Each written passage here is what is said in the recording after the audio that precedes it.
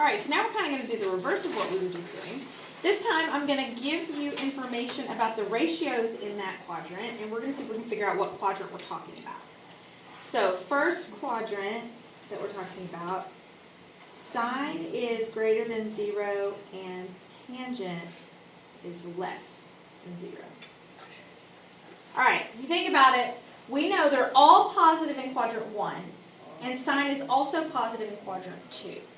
So I'm either talking about quadrant 1 or quadrant 2 because it says sine has to be greater than 0.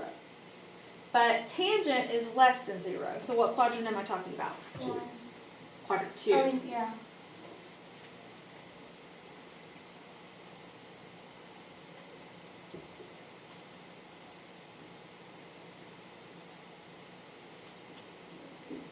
All right, so before I write the next one up, cosine is negative. So think about where cosine is positive. Cosine is positive in quadrant 1 and quadrant 4. And I'm looking for where cosine is negative, which means I have to be talking about quadrant 2 or quadrant 3.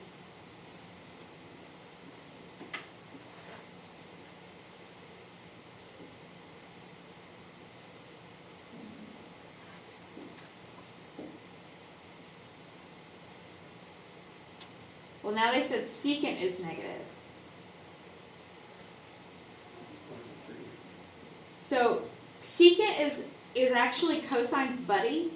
So secant is negative in 2 and 3 also. So knowing these two things doesn't narrow it down anymore. So it's either 2 or 3, and it does say possible quadrants. So all we know is quadrant 2 or 3. Hopefully if that was another problem, they would give us more information to let us know which exact quadrant we're talking about.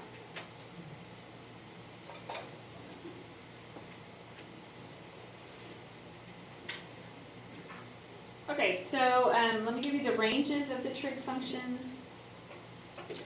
in set builder notation, which I personally hate, but here it is. The set of y such that the absolute value of y is less than or equal to 1.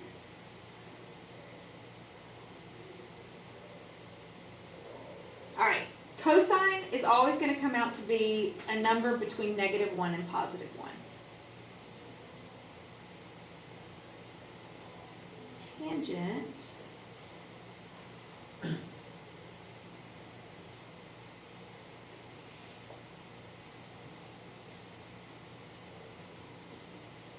is all real numbers. Tangent can come out to be anything.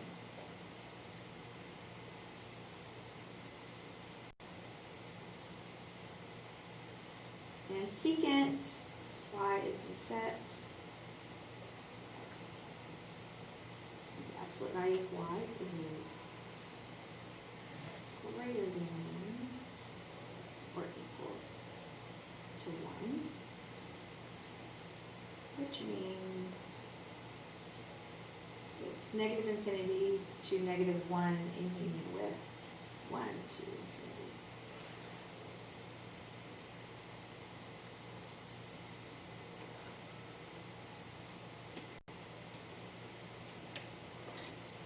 So now it says decide whether each statement is possible or impossible.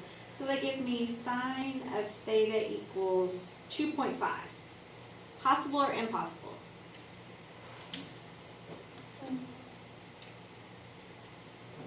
Impossible. If you look up here, and I'm going to use interval notation because it's just easier to read, I think. Sine is always going to fall between -1 and 1, and I got 2.5. So something's wrong. Because sine always has to fall between 0 and 1. I mean between -1 and 1. Tangent is 110.47. Possible or impossible? Possible, because tangent can be anything.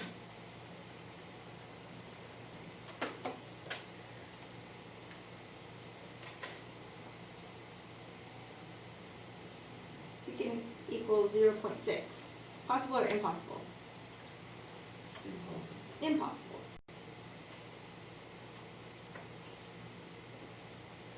So it always has to be the absolute value of 1 or greater.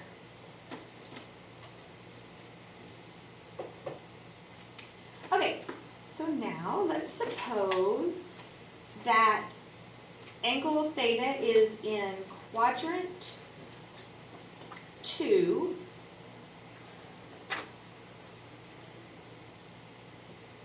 And sine of theta is 3/5. Find the values of the other 5 trig functions. All right, so I'm just going to make myself a drawing. It ends in quadrant 2. And sine is 3/5, so opposite piece is 3. Hypotenuse is 5. That means this has to be -4, because it's a 3, 4, 5. If they had not come out to be such nice numbers, if it hadn't been a 3, 4, 5, thankfully it was, but if it hadn't been a 3, 4, 5, I just would have used Pythagorean theorem to find my other leg. But I didn't have to, because it was a 3, 4, 5. So I can do cosine is -4/5. And then cosecant is 5/3.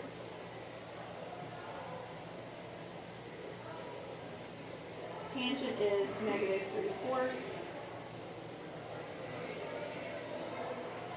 Secant is -5/4. And cotangent is -4/3. Everything should be negative except for sine and cosecant, because it's in quadrant 2. So double check yourself, make sure everything except for sine and cosecant is negative.